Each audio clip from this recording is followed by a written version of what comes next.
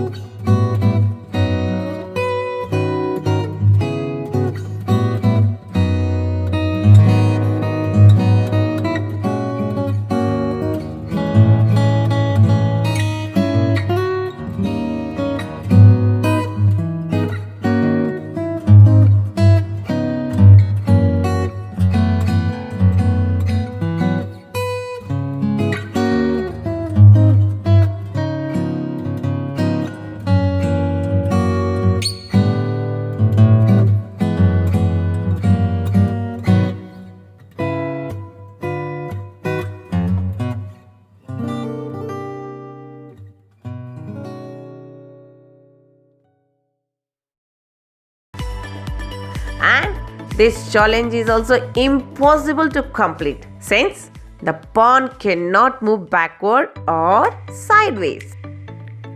Stay tuned. 6 more challenging tasks for pawn left. Thanks for watching. If you like the video, please do like and subscribe. See you in the next video.